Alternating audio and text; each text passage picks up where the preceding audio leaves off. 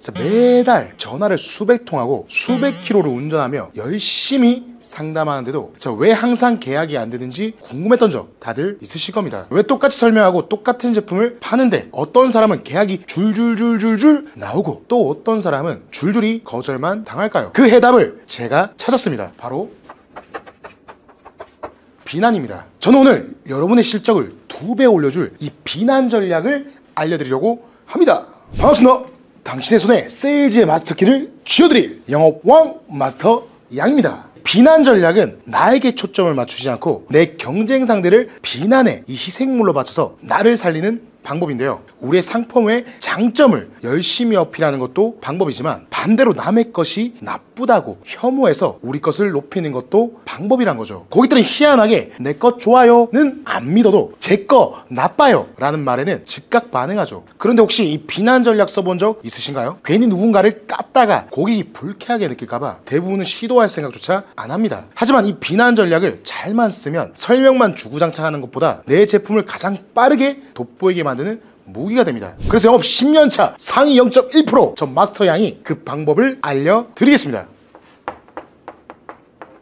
첫 번째, 비난 대상 선정하는 법, 그리고 일반화하는 방법으로 위험성을 줄인 법, 나에게 오는 비난을 피하는 법. 자, 이렇게 딱 3가지만 알면 됩니다. 첫 번째는 비난 대상 선정하는 방법입니다. 비난 대상은 나의 제품과 연관이 적당히 있는 대상이면서도 그 대상의 문제를 적절히 부각시킬 수 있어야 합니다. 자, 워터픽이나 제트워셔 같은 물이 촥 나오는 구강세정기 다들 아실 겁니다. 자, 이 제품을 팔고자 한다면 비난의 대상은 무엇이 되어야 할까요? 자, 혹시 칫솔이라고 생각하셨다면 틀렸습니다. 자, 구강세정기는 절대 칫솔의 대용품이 될 수 없습니다. 칫솔을 대신해서 구강세정기를 쓰려는 사람은 없다는 거죠. 이 구강세정기는 양치질만으로는 개운하지 않다고 생각해 추가적으로 구강위생을 개선할 이 목적으로 쓰는 제품이죠. 이때는 비난의 대상으로 치약을 선택하는 게 맞습니다. 제가 치약을 이렇게 비난해 보겠습니다. 여러분, 치약을 삼키면 독이 되는 거 아시나요? 치약에는 보존제, 방부제, 방향제, 즉 작은 돌가루들이 들어가 있죠. 이런 물질들은 서너 번 양치한다고 모두 빠지지 않는데요. 만약 0.1g의 잔존 물질을 먹는다고 하면 평생 1kg의 잔존물질을 먹게 되는 거죠. 그런 치아 사이사이를 마치 세차장에서 고압호소 차에 때를 빼내듯 구강세정기를 써서 완전히 쫙 제거해야 한다는 거죠. 칫솔질 후에 구강세정기를 꼭 하셔야겠죠. 자, 이렇게 비난의 대상을 제대로 선정해야 내 제품의 강점을 부각할 수 있습니다. 자, 비슷한 맥락으로 또 다른 예를 들어보겠습니다. 건강식품 프로폴리스 아실 겁니다. 저도 이 강의나 말을 많이 하다 보니까 많이 사용하는데요. 이 프로폴리스의 비난 대상은 누구로 해야 할까요? 보통 다른 건강식품을 떠올리실 건데요. 자, 프로폴리스의 비난 대상은 항생제입니다. 우리나라 항생제 처방률은 WHO 권고의 기준보다 2배나 높은데요. 항생제가 장내에 유익한 균과 면역 기능을 하는 세포까지 모조리 죽여버려서 면역력을 떨어뜨리는 거 다들 아십니까? 그러니 항생제 대신 천연 항생제인 프로폴리스를 반드시 드셔야 합니다. 자, 물론 비난에 익숙하지 않으신 분들은 너무 공격적이지 않냐? 사용하기 좀 조심스럽다 라고 하실 수 있는데요. 충분히 그럴 수 있습니다. 자, 그래서 두 번째 전략, 일반화를 통해 위험성을 줄이는 그 방법에 대해 알려드리겠습니다. 비난의 대상을 선정했다면 이제 그 방법을 잘 알아야겠죠. 자, 일반화는 특정 회사나 그 상품을 지목하지 않고 소비자 인식 속에 있는 일반적인 자원, 상황, 환경, 심지어 일반 명사화된 개념을 비난의 대상으로 삼는 겁니다. 이 전략은 타사의 브랜드를 건드리는 비난 방식이 아니란 거죠. 간단한 예로 햄버거를 한번 들어보겠습니다. 자, 많은 사람들이 햄버거가 건강에 안 좋다고 인식합니다. 그래서 햄버거 대신 감자로 비난 대상을 잡아볼 건데요. 자, 여러분, 천연 감자가 같은 양의 햄버거보다 당이 더 많다는 사실을 알고 계십니까? 그렇다고 이 감자를 먹을 때 당 섭취에 대한 두려움을 느낀 사람은 없습니다. 그런데 햄버거는 매일 먹는 것도 아니고 어쩌다가 딱 한 번 정도 먹지 않습니까? 그냥 기분 좋게 드시면 된다는 거죠. 야, 이처럼 햄버거가 감자보다 낫다고 하는 것도 아니므로 감자 농사를 짓는 이 농부분들이 화내고 따질 이유는 당연히 없겠죠. 이렇게 예를 들으니까 자신의 상품에는 어떻게 적용할지 막 생각 중이실 겁니다. 여러분, 이 비난 전략이 효과적인 이유는 인간의 정보 처리 방식, 즉 비교 기반 의사결정, 이 메커니즘에 기반하고 있다는 거죠. 사람은 절대적인 정보를 받아들이기보다 상대적인 비교 속에서 더 빠르게 판단을 내린다는 건데요. A라는 제품이 아무리 좋다고 설명해도 단독으로는 설득력이 부족하지만 B라는 일반적인 대안보다 낫다고 비교하는 순간 A의 매력이 부각됩니다. 고객은 수치를 보는 게 아니라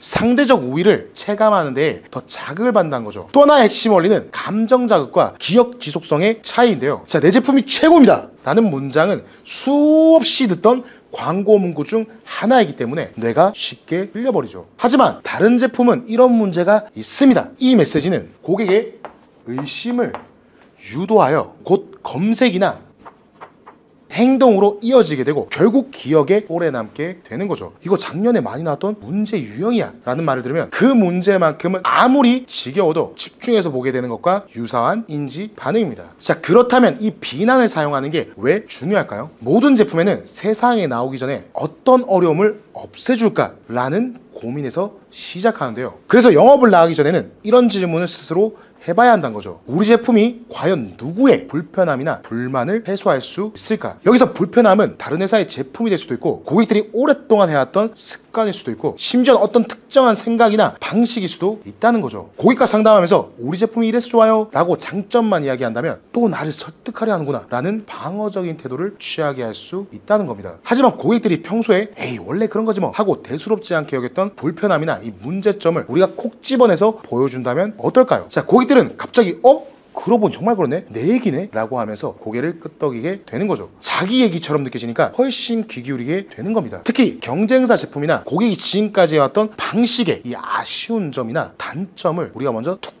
까놓고 얘기해주면 고객들은 우리 제품을 이 제품은 내 문제를 해결해줄 꼭 필요한 대안이구나 라고 생각하게 된다는 거죠. 쉽게 말해 우리가 팔고 싶은 제품이 얼마나 좋은지 직접적으로 자랑하는 것보다 고객이 겪고 있는 불편함이나 문제점을 정확하게 비난 전략으로 짚어주고 그것에 대한 해결책으로 우리의 제품을 자연스럽게 보여주는 것이 훨씬 더 효과적인 영업 전략이라는 뜻입니다. 자, 비난 전략에 대해서 알아봤다면 이제는 나에게 오는 비난을 분산시키는 방법에 대해서 알아보고 마무리할 건데요. 세상에 완벽한 제품은 존재하지 않습니다. 모든 제품은 저마다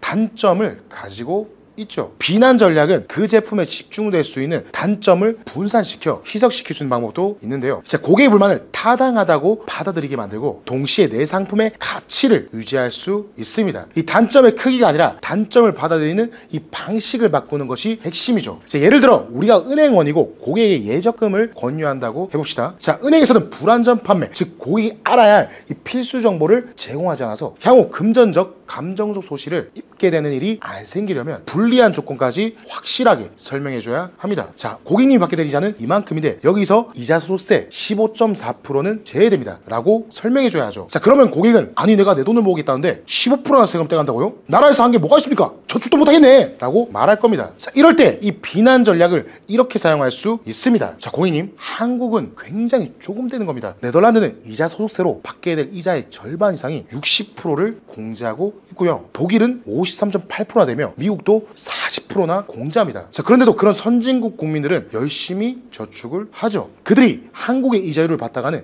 이 눈이 희둥그레져서 할 수만 있다면 앞다투어서 예적금을 맡기고 싶어 할 겁니다. 이처럼 화가 날 상황을 오히려 감사할 상황으로 바꿀 수 있고 쏟아지는 비난을 어느 정도 희석화할 수 있다는 거죠. 비난 대상을 선정하고 비난하는 방법 활용해서 나에게 오는 비난을 분산시키는 방법에 대해 알아보았는데요. 자, 이제 이 전략을 적용할 수 있는 여러분만의 상황을 떠올려 봅시다. 당신이 파는 제품은 뭡니까? 어떤 문제를 가지고 있나요? 그 문제를 다른 예시를 통해 일반화시킬 수는 없을까요? 이 비난 전략은 그저 말 잘하는 법이 아닙니다. 고객의 심리를 자극하여 최종적으로 선택을 유도하는 논리적 전략입니다. 우리는 흔히 좋은 제품은 말하지 않아도 팔린다고 믿지만 현실에서 그런 제품은 존재하지 않습니다. 오히려 고객의 머릿속에는 무수한 경쟁 제품, 습관, 편견이 꽉 차 있어서 좋은 제품이라 해도 우리가 비집고 들어갈 틈이 없습니다. 그럴 때 우리는 상대의 단점을 정확히 지적해서 그 틈을 만들 줄 알아야 한다는 거죠. 오늘 내용이 어떠셨나요? 요즘 댓글이나 인스타 DM으로 영업을 시작하는 분, 영업 어려운 분들께서 도움을 많이 받고 있다고 감사 인사를 전해오는데요. 저는 항상 이 영상을 시청하는 여러분들께 어떤 득을 드릴 수 있을까 항상 고민하고 노력하고 있습니다.